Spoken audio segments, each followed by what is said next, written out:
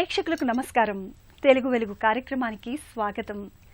నన్నయ్య ఘంటమ్ము కడిగి గోదావరి జలములకు తీయదనము తెచ్చే, తిక్కన్న భారతమ్ము రచించి పినాకిని నదికి విలాసమును నేర్పే, ఎర్రన్న పద్యములు ఆలపించి కృష్ణా తరంగములకు సంగీతమిచ్చే, పోతన్న పద్యములకు అమృతము నద్ది తెలుగు భాషకు మాధుర్యమిచ్చే, వేల వేల కవుల అక్షర చిత్రాలు ఆకు అంచున మెరియు మంచు ముత్యాలు, పువ్వు పువ్వున మెరియు ఆ కాంతిలో తెలుగు భాషయే భాషించుచున్నది అంటూ కవుల కావ్యాలకు నదులకు మధ్య ఉన్న అంతర్లీన సంబంధాన్ని కవిత్వీకరించారు కవి.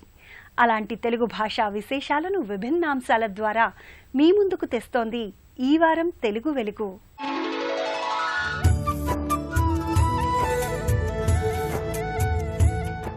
తెలుగు భాషలో తికమకలు ఎన్నో. అక్షరాలతో ఆటలాడి, పదాలతో సయ్యాటలాడి మిమ్మల్ని ఆలోచింపజేసే ఈ వారం తెలుగు వెలుగు ప్రశ్న ఏమిటో ఇప్పుడు చూద్దాం. ఆకాశంతో కలిసి ఉన్న ఓ వెలుగు. ఏ కాగడ, బి దివిటి, సి సూర్యుడు, డి చంద్రుడు. మీ జవాబు టీవీ అని టైప్ చేసి స్పేస్ ఇచ్చి మీ సమాధానం కాగడ అయితే ఏ, దివిటి అయితే బి, సూర్యుడు అయితే సి, చంద్రుడు అయితే డి అని టైప్ చేసి 56263579కి SMS చేయండి. ప్రశ్న మరోసారి. ఆకాశంతో కలిసి ఉన్న ఓ వెలుగు. ఏ కాగడ, బి దివిటి, సి సూర్యుడు, డి చంద్రుడు. మీ జవాబు టీవీ అని టైప్ చేసి స్పేస్ ఇచ్చి మీ సమాధానం కాగడ అయితే ఏ, దివిటి అయితే బి, సూర్యుడు అయితే సి, చంద్రుడు అయితే డి అని టైప్ చేసి 56263579కి SMS చేయండి. భాషకు సంగీతం, చలనచిత్రానికి పాటలు అలంకారాల్లాంటివి. అలాంటి పాటలు తెలుగు భాషలో కోకొల్లలు. ఇప్పుడు ఓ పాటలోని పదాల వెనుకున్న భావాన్ని తెలుసుకుందాం.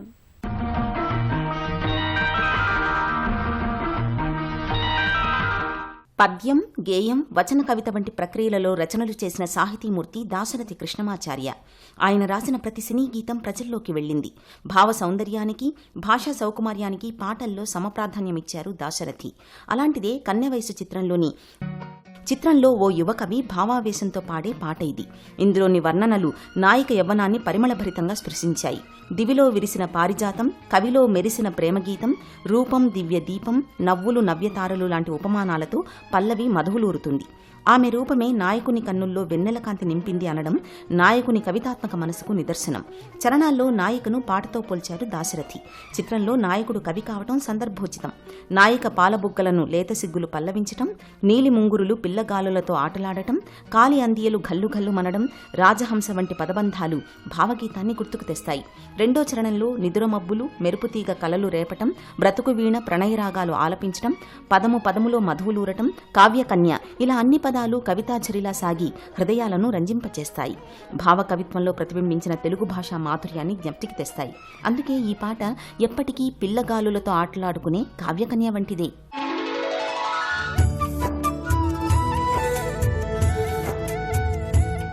కథలంటే చిన్నారులకు ఎంతో ఇష్టం. నీతిని బోధిస్తూ, ఆశ్చర్యాన్ని కలిగిస్తూ, ఆనందాన్ని పంచే కథలు మనకెన్నో ఉన్నాయి. అలాంటి అచ్చమైన తెలుగు కథలకు నేటి చిన్నారులు దూరమవుతున్నారు. అందుకే కథకు నవరసాలని జోడించి అబ్బురపరచడానికి మీ ముందుకొస్తున్నారు ప్రముఖ బాల సాహిత్య రచయిత చొక్కాపు వెంకటరమణ.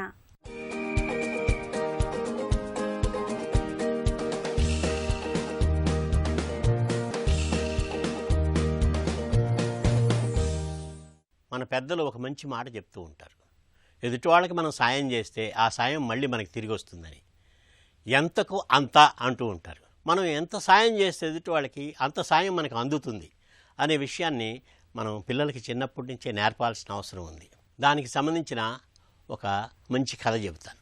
అనగా అనగా అనగా ఒక ఊళ్ళో సోముడు, రాముడు అని ఇద్దరు స్నేహితులు ఉన్నారు. వాళ్ళు ఒకసారి ఏం చేశారంటే పక్కనున్న పట్టణానికి ఏదైనా పని చూసుకుందామని చెప్పేసి బయలుదేరారు. ఇద్దరు దారిలోని తినడానికి చెరొక కొన్ని రొట్టెలు మూటగట్టుకొని బయలుదేరారు. అలాగ వెళ్ళగా దారిలోని ఒక అడవి తగిలింది. ఆ అడవిలో కూడా కొంత దూరం ప్రయాణం చేసిన తర్వాత ఈ సోముడు ఏమన్నాడంటే, ఓ రాముడు నాకు కొంచెం ఆకలిగా ఉంది, తిందామా మనం తెచ్చుకున్న ఆహారం అని అన్నాడు.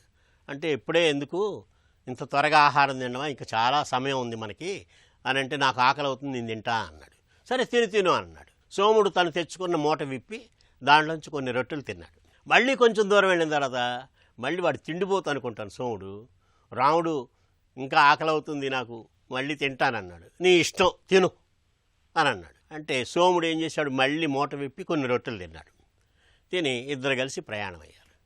మిట్ట మధ్యాహ్నం దాటిన తర్వాత అడవిలో ఒక చెట్టు కింద కూర్చొని వాళ్ళు తెచ్చుకున్న ఆ రొట్టెల మూటలు విప్పారు తిందామని. అంతలో ఒక బాటసారి అటుగా వచ్చాడు. అయ్యా నమస్కారం అయ్యా అని అన్నాడు. అంటే ఏంటి ఏంటి అని అన్నాడు. నేను ఒక బాటసారిని బాబు, చాలా దూరం నుంచి ప్రయాణం చేసి వస్తున్నాను, చాలా ఆకలితో కడుపు రగిలిపోతుంది నాకు, ఏమన్నా తినటానికి ఏమైనా ఉంటే పెడతారా అని అడిగాడు. అయ్యో భలే సమయానికి వచ్చావు, కూర్చో కూర్చో, మేము రొట్టెలు తెచ్చుకున్నాము, ఈ రొట్టెల్ని మనం పంచుకొని తిందాము అని అన్నాడు రాముడు. సరే కూర్చున్నాడు. తీరా చూస్తే సోముడు అంతకుముందు కొన్ని రొట్టెలు తినేశాడు కదా. సోముడి దగ్గర 3 రొట్టెలు ఉన్నాయి, రాముడి దగ్గర 5 రొట్టెలు ఉన్నాయి. ఈ 5, 3, 8 రొట్టెలు ముగ్గురు ఎలా సమానంగా పంచుకుంటారు? అందుకనే ఒక ఆలోచన చేశారు. ఒక్కొక్క రొట్టెని 3 ముక్కలు చేద్దాం, చేస్తే అప్పుడు ఎన్ని అవుతాయో చూద్దాం అని చెప్పేసి సోముడు 3 రొట్టెల్ని 3 ముక్కలు చొప్పున 9 ముక్కలు చేశాడు. అలాగే రాముడు 5 రొట్టెల్ని 3 ముక్కలు చొప్పున 3 5 15 ముక్కలు చేశాడు. 15, 9 రొట్టెలు కలిపి మొత్తం 24 రొట్టెలైనాయి. ముగ్గురు కలిసి 3 8 24 రొట్టెలు, ముగ్గురు 8 రొట్టెలు ముక్కలు తిన్నారు. వాళ్ళు తినేసిన తర్వాత సేద తీరిన తర్వాత మంచినీళ్ళు తాగారు, కాసేపు విశ్రాంతి తీసుకున్నారు. అప్పుడు బాటసారి కృతజ్ఞతగా వీళ్ళ వైపు చూసి, అయ్యలారా, నా ఆకలి మంటలు తీర్చారు, మీరు నా ప్రాణం కాపాడారు, మీ రుణం తీర్చుకోలేనిది, అయినా సరే నా దగ్గర ఒక 8 బంగారు నాణ్యాలు ఉన్నాయి, ఆ 8 బంగారు నాణ్యాలని మీకు ఇచ్చేస్తున్నాను, నా ఆకలి తీర్చినందుకు, నా ప్రాణాలు నిలబెట్టినందుకు కృతజ్ఞతగా ఇవి ఇస్తున్నాను, ఈ 8 నాణ్యాలు మీరు తీసుకోండి అని చెప్పేసి నమస్కారం పెట్టి తన దారిని వెళ్ళిపోయాడు. వెళ్ళిపోయిన తర్వాత వీళ్ళ కళ్ళు విప్పారిని, ఆనందంతో మెరిశాయి. 8 బంగారు నాణ్యాలు మనకి దక్కాయి అని ఆనందపడ్డారు. ఆనందపడి వాళ్ళు ఎలా పంచుకుందాం అని గొడవ వచ్చేసరికి చెరసగం పంచుకుందాం అన్నాడు సోముడు. అబ్బే అది ఎలా కుదురుతుంది, నీ 3 రొట్టెలు నావి 5 రొట్టెలు, అందుకే నాకే ఎక్కువ బంగారు నాణ్యాలు కావాలి అని అన్నాడు రాముడు. లేదు లేదు సమానంగా పంచుకుందాం అన్నాడు సోముడు. అంతలోని అటుగా ఒక 2 పండితులు వస్తూ కనిపించారు. వీళ్ళ గొడవ చూసి దగ్గరికి వచ్చి, ఏమిటయ్యా, ఏమిటి వాదులాడుకుంటున్నారు, ఏమిటి సంగతి, మేమేమైనా సాయం చేయగలమా అన్నారు. అయ్యా ఇట్లా జరిగిందని చెప్పేసి జరిగిన విషయం అంతా రాముడు సోముడు వాళ్ళకి చెప్పారు. ఇప్పుడు ఆయన 8 బంగారు నాణ్యాలు ఇచ్చి వెళ్ళాడు, చెరసగం తీసుకుందామంటే ఒప్పుకోవట్లేదు, ఈయనేమో ఎక్కువ నాణ్యాలు నాకు కావాలంటున్నాడు అని అంటే, మీరే చెప్పండి న్యాయం అని అడిగారు. అడిగితే అప్పుడు దాంట్లో ఒక పండితుడు ఏమన్నాడంటే, నీవి 3 రొట్టెలు కాబట్టి 3 బంగారు నాణ్యాలు ఇతనికి, 5 రొట్టెలు కాబట్టి 5 బంగారు నాణ్యాలు ఇతనికి అని చెప్పేసి ఒక పండితుడు న్యాయం చెప్పాడు. అంటే సోముడికి 3 బంగారు నాణ్యాలు, రాముడికి 5 బంగారు నాణ్యాలు అని. అది వినంగానే రెండో పండితుడు ఏమన్నాడంటే, అది సరైన పంపకం కాదు, ఎవరికెంతో వారికంతా అనే విషయాన్ని మన పెద్దలు చెప్తుంటారు, నేను చెప్పేది జాగ్రత్తగా వినండి, నేను చెప్పేది మీరు అనుసరిస్తానంటేనే నేను చెప్తాను న్యాయం అని అన్నాడు. అంటే మీరు ఏది చెప్పినా అది వింటామండి అని అన్నారు రాముడు సోముడు. అప్పుడు ఏమన్నా అంటే, అయ్యా సోముడివి 3 రొట్టెలు, 3 రొట్టెల్ని 3 ముక్కలు చొప్పున ఒక్కొక్కటి 9 ముక్కలు చేశాడు, 9 ముక్కల్లో 8 ముక్కలు తినేశాడు, 1 ముక్క మాత్రం బాటసారికి ఇచ్చాడు, అంతే కదా. అలాగే రాముడు 5 రొట్టెల్ని 3 ముక్కలు చొప్పున 15 ముక్కలు చేశాడు, 15 ముక్కల్లో తను 8 ముక్కలు తిని 7 ముక్కలు బాటసారికి ఇచ్చాడు.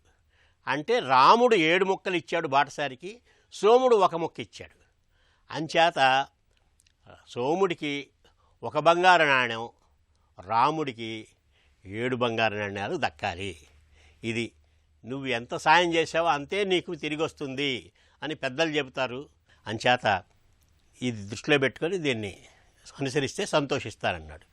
ఆయన చెప్పిన దాన్ని వాళ్ళు విని ఊకొట్టి తప్పనిసరిగా మీరు చెప్పినట్టుగా చేస్తామని చెప్పేసి అలాగా సోముడు 1 రాముడు 7 బంగారు నాణ్యాలు తీసుకొని మెల్లగా తమ దారి తనిపోయారు.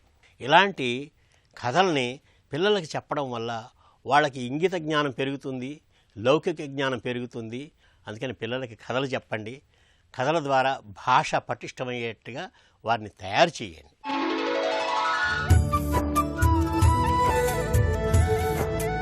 నవరసాల్లో హాస్యాన్ని, భాషలో నుడికారాన్ని, పద్యాల్లో సౌందర్యాన్ని, తెలుగు పలుకుబడుల సొబగుల్ని గుదిగుచ్చి ఆహ్లాదంగా, ఆసక్తిగా అందిస్తాయి చమక్కులు.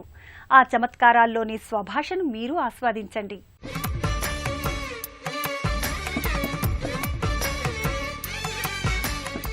ఆచార్య బేతవోలు రామబ్రహ్మం గారి ఆధునిక వేమన శతకం నుంచి ఒక చమత్కారమైన పద్యం చెప్పుకుందాం. సాధారణంగా సభల్లో ముఖ్య అతిథులుగాను, అతిథులుగాను, వక్తలుగాను వచ్చి మాట్లాడే వాళ్ళ మనస్తత్వం ఎలా ఉంటుందో ఆయన చమత్కారంగా ఓ పద్యంలో చెప్పారు.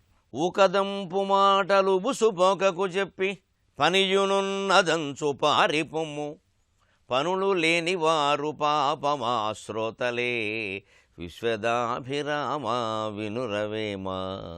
సాధారణంగా సాహిత్య సభల్లో, ఈ సాంస్కృతిక సభల్లో కూడా వక్తలు ఉంటే వీళ్ళు ఎలా ఉంటారంటే విచిత్రంగా, పిలవకపోతే మమ్మల్ని పిలవట్లేదంటారు, పిలిస్తే వారి ఉపన్యాసం వరకే వారు ఉంటారు, అయిపోగానే వెళ్ళిపోతారు. పోనీ వారి ఉపన్యాసానికి ఏమైనా నలుగురు ఉపన్యాసాలు పెట్టనిస్తారంటే కుదరదండి, మాది ముందు పెట్టేయండి అంటారు. అంటే వీళ్ళ ఉద్దేశం ఏమిటంటే మన మాటలు చాలా గొప్పవి, అవి అందరూ వినాలి, ఇంకెవరి మాటలు మనం వినక్కర్లేదు. ఇది మేధావులకు కూడా లోపల ఉండే అహంకారం.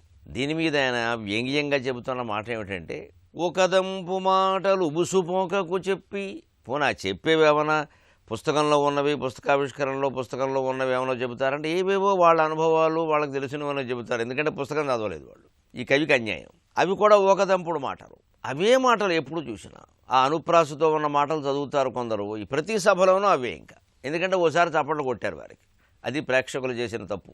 అలాగా ఒకదంపు మాటలు అదే రకంగా ఊబుసుపోక ఏదో కాలక్షేపానికి చెప్పినట్టు చెప్పి అయిపోయాక, నాకు అత్యవసరమైన పని ఉంది, ఈ సభ వారు పిలిచారని తప్పనిసరి వచ్చాను, లేదు పిలిపించుకుని వచ్చిన వాళ్ళే చాలామంది ఎక్కువ ఇందులో అని చెప్పి మధ్యలో వెళ్ళిపోవడం. అందుకని ఆయన వ్యంగ్యంగా ఏమంటున్నారంటే, పని ఉన్నదంచు పారిపోము, నీ ఇష్టం వచ్చింది ఏదో 10 నిమిషాల్లో పావుగంట మాట్లాడిన తర్వాత పని ఉందని చెప్పి వెళ్ళిపో, పనియు లేని వారు పాపమా శ్రోతలే, ఏ పనులు లేకుండా ఖాళీగా వచ్చి కూర్చున్న వాళ్ళు శ్రోతలే కదా అంటున్నారు. ఇదే మనం గ్రహించాలి, వక్తలమైన శ్రోతలమైన. అనవసరంగా సభలకు వెళ్ళి కూర్చోవద్దు, ఉపయోగపడే సభ అంటేనే వెళ్ళాలి. అలాగే వక్తలైన వాళ్ళు కూడా దృష్టిలో పెట్టుకోవాల్సింది, మనమే కాదు ఇతరులు మంచి మాటలు చెబుతారు. ఒకవేళ నిజంగానే మనకంత పని ఉంది అంటే, బాబు నేను నా ప్రసంగం సమయానికి వస్తాను, అయిపోయాక వెళ్ళిపోతానని ముందే చెప్పాలి. ఏదో ఒక పద్ధతికి కట్టుబడి ఉండాలి, కానీ ఎదుటి వాళ్ళని తక్కువ అంచనా వేయడం, మనమే ప్రధానం అనుకోవడం పొరపాటు. దాన్నే వ్యంగ్యంగా ఇక్కడ రామబ్రహ్మం గారు చెప్పారు.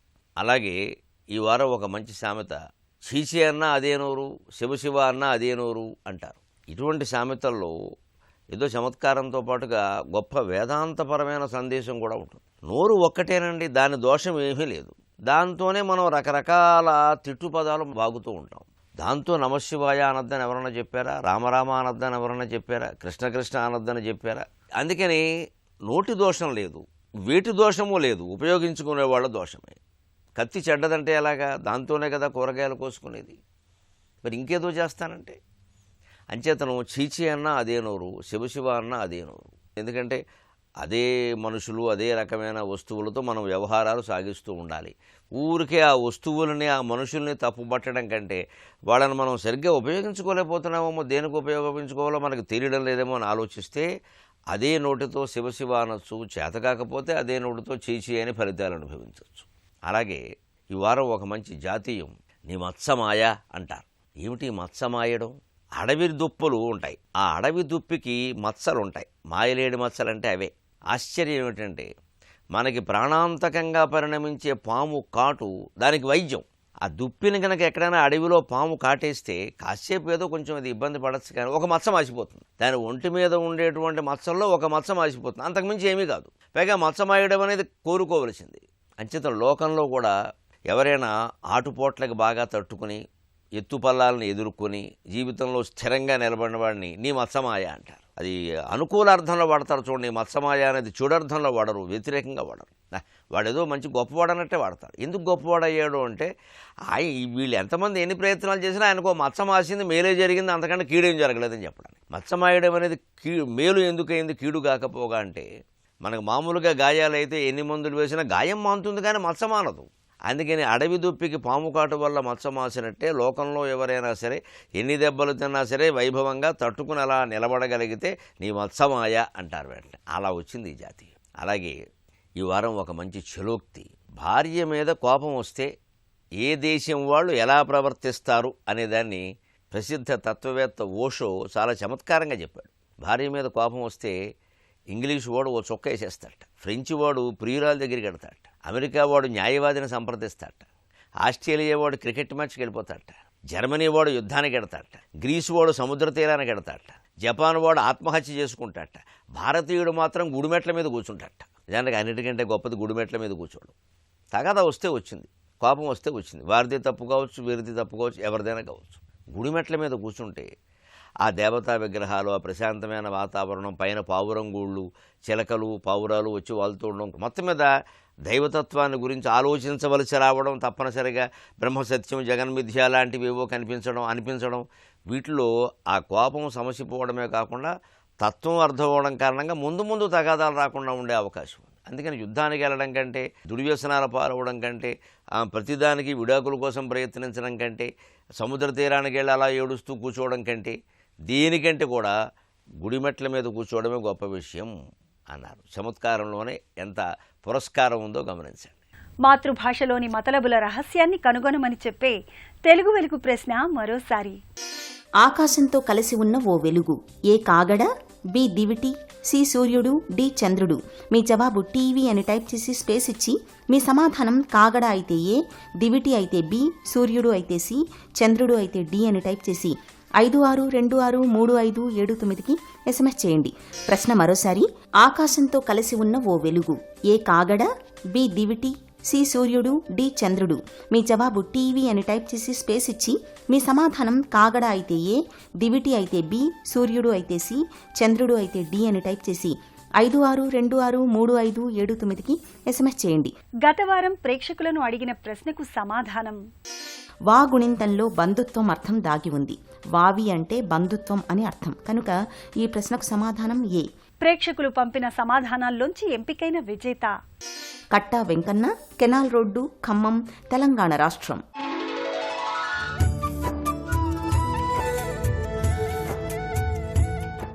తెలుగు భాషా వ్యాప్తికై ఎందరో ప్రముఖులు ఎన్నో రకాలుగా కృషి చేస్తున్నారు.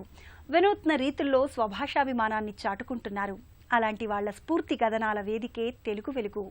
మీరు సంప్రదించవలసిన చరవాణి సంఖ్య 9394489229. చరవాణి సంఖ్య మరోసారి 9394489229. తెలుగు భాషా చైతన్యాన్ని మనందరిలో నింపే మరికొన్ని అంశాలతో వచ్చే వారం తెలుగు వెలుగులో మళ్ళీ కలుద్దాం. అంతవరకు సెలవు. నమస్కారం.